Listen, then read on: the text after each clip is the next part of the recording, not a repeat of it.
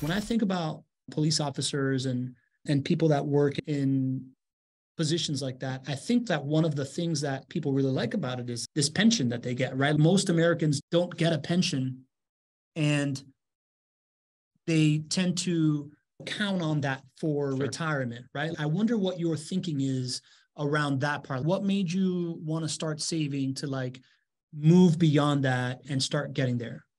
So if you typically a police officer or a city employee will retire very young, and eventually inflation will beat out your pension for the most part.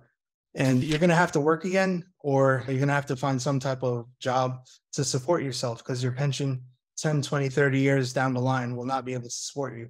So I always wanted to have a second source of income in order to supplement my pension. I found that real estate, in addition for it being cash flow or income, it's also an asset that you could use. You could also take out equity.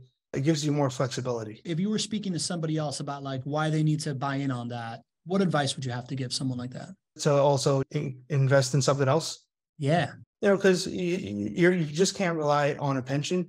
Costs, as we see right now, costs will go up. There is inflation. And you don't want to find yourself looking for a job at 50, 60 years old, and you don't have the skills to find, another job. It's better to start younger, plan ahead 10, 15, 20 years down the line, and have secondary income, whether it be real estate or it could be a business or something, but I chose real estate. Man, that's so incredible. I learn something every time that we get to speak with a client. I have never really thought about inflation affecting pensions. So many Americans don't get the opportunity to have a pension. I think if you have the opportunity to have a pension, people are like, oh man, that's incredible. I'm there. I have my future expenses taken care of. But that's not really the case, because if you think about inflation happening, listen, it's 5% right now. Most times call it somewhere around 2 to 3% a year.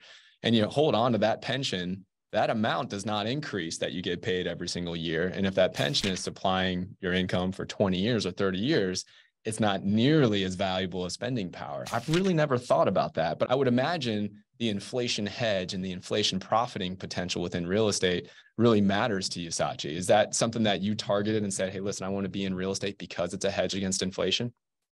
Yeah, because year after year, rents go up, and typically a mortgage is supposed to come down. Whether you refinance, find ways to save on insurance, there should be a gap between your cash flow and your cost.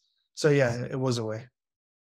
So smart, dude. Yeah, that's awesome. I think we should do more about inflation is a killer of spending power one way or another. There's cash, but then even if you have a pension, you just, with the way inflation works, if you count on that for 20 years, that's not going to support you. Yeah, that's really cool. Because we're usually thinking about these like stock portfolio that could be going up and down and that could affect your cash flow. But even in a pension where you have this like exact cash flow, it still doesn't actually keep up with the rents the way that real estate does. Yeah, man. Nailed it. Super, super smart.